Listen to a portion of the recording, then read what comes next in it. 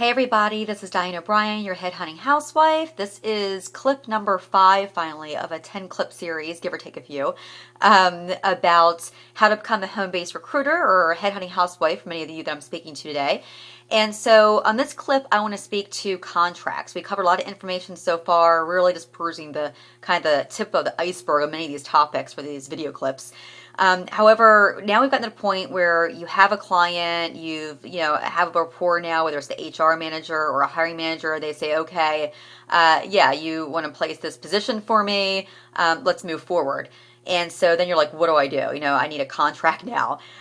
Typically don't sweat it. And again, don't even worry about having the contract till you get to this step. Why worry about that until it happens? And that's the way that I had done it. I remember the first time someone said it to me and thinking, oh my gosh, going on Word, trying to find contracts is so stressful. I remember calling mentors to get copies.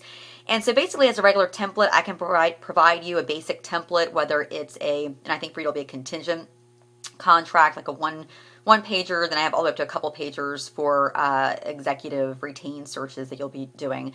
But the reason I say not to worry about it is often companies will often have their own as well. So ideally they like that because they like to keep all their recruiters on the same page, and it's just a standard contract.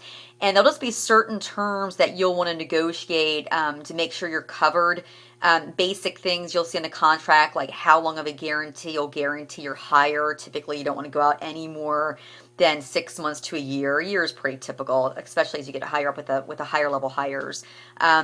And so that means if you hire somebody and they fail within 6 months, you have to replace for free. And that's something we put in the contract, replace for free versus have to pay them back.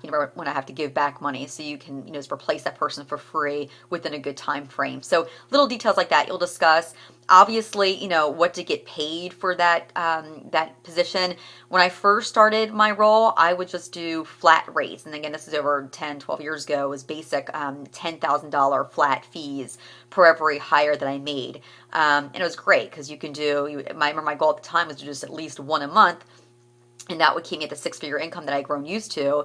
But I got to the point where I could knock out 2 or 3 a month, and that's just the gravy. And so that's how I kind of set up early on as far as the flat fees. Later, as I got into doing different positions, I started doing percentages. I remember starting as low as 20% because I wasn't very confident, to then 25, which is where most recruiters are 25, and then later in my career get into the 33 1/3 retained searches, which I get today.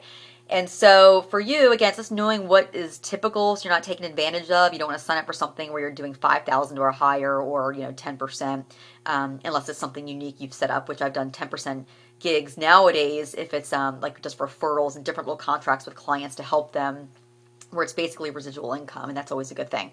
So that's a little bit off topic. That'll be for future videos. But for just regular, your first contract, use theirs, review it. And again, I have templates for that I can send. That can always be, if you need extra help there, I'll have some write-ups on that. But it's nothing to sweat about. It's simple. Again, they'll probably have one, or you can get a template and just look at some basic things that I'll cover in future writings for you as far, again, as the terms and how much you're getting paid are the main two I can think of. And there'll be a lot of logistics as far as what's involved on your side. And again, and be sure to get a contract. That's one thing I want to mention though. A lot of contingent recruiters don't even take the time to get a signed contract. They start working the deal.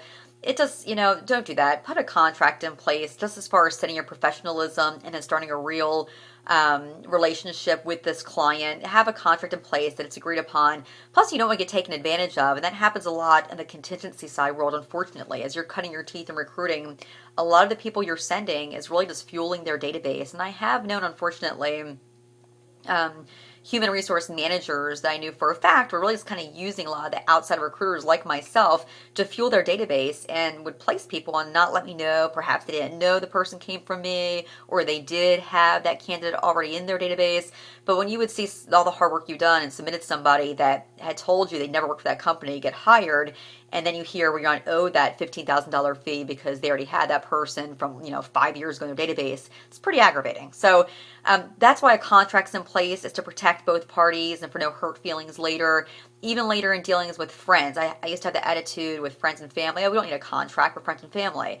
No, if you have friends and family, you even more so need a contract. Spell everything out, because it's not that anyone's going to try to take you or pull one over on you.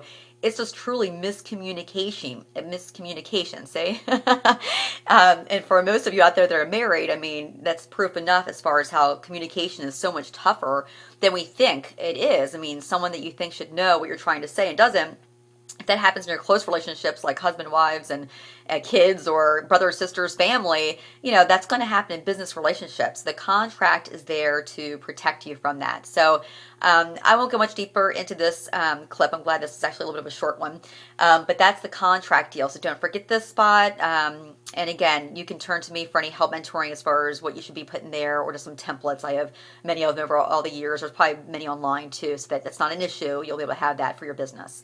So we'll next move into session 6.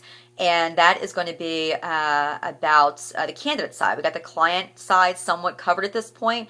There'll be a lot of bullet points. We'll have to come back because we just covered the client side and getting the contract. There's so many things you'll want to learn later as far as each step of the way of this process when you have a candidate and pushing them forward, how you should be dealing with your client. And I spent a lot of time speaking with that to young recruiters that are experienced recruiters, but are raising the bar for themselves and going contingent to retain. And that's a lot about just taking care of nurturing that client a lot more than you're used to. So we'll touch base on that later. But again, we're keeping this simple. And so if you've made it this far and want to learn about the candidate side, stick around for session 6.